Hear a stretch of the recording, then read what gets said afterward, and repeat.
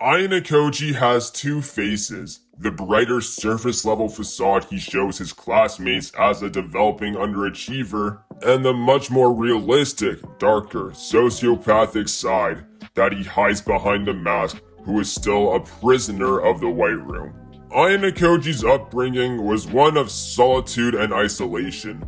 The White Room was an environment where children were exposed to extreme learning conditions in order to facilitate development. For Ayanokoji, the passage of time was a sort of fiction, to say the least.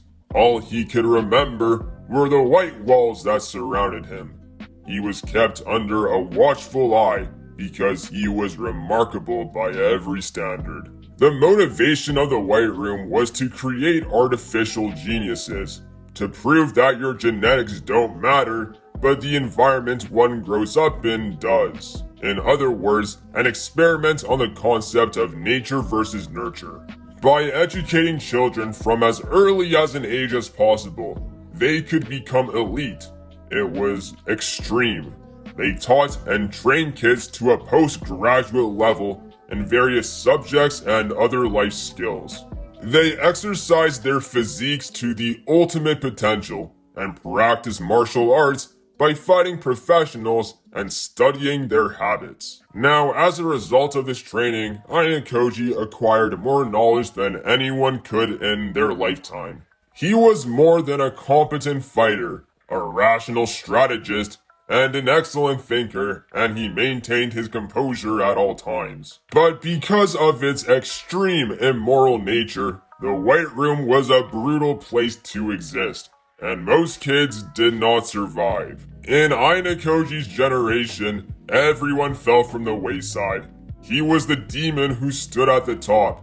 Everyone else cracked under the intense pressure, except Ayanokoji, who flawlessly hit every performance metric tested. He was an anomaly, the one true success of the White Room, labeled the perfect human. Except for one considerable flaw, and that's the fact that Ayanokoji lost his humanity in the process. He became an empty void, unable to express and understand emotion and communicate with others. Each and every one of his emotional faults is a derivative from his upbringing, showcasing a massive disconnect between the White Room and reality. Despite being a physical and mental beast, there are limits to what you can achieve with hard work and talent. Ayanokoji was a naturally talented person, but combined with rigorous training in the White Room, he became almost like a machine.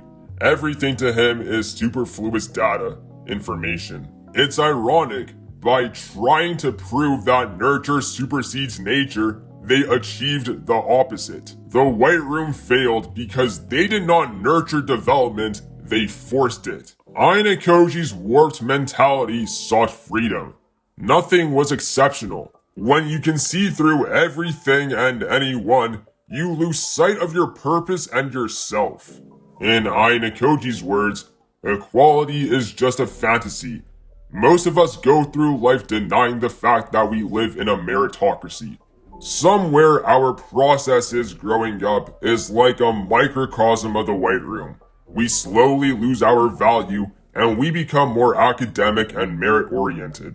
That's why Ayanokoji experiences some emotional development in the Tokyo Advanced Nurturing High School because unlike the White Room, this school, although depicted as a meritocracy, does nurture development.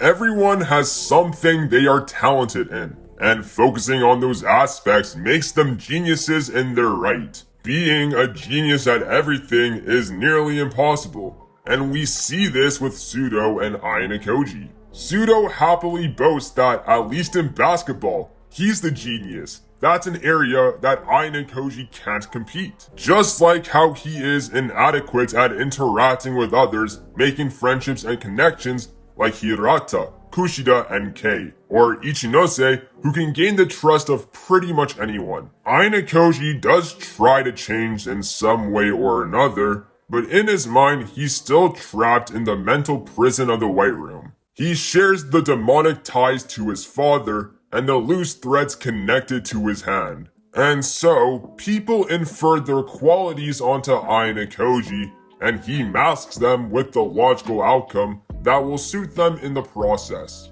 He wants to win, but by his own standards. He wants to be free, but by his own means. He doesn't really have emotional ties. Maybe to K, but even then that falls short in many areas because of his manipulative personality. Ayanokoji wants to be free, but he will always be trapped behind the invisible walls of the White Room, wearing a mask that's impossible to remove.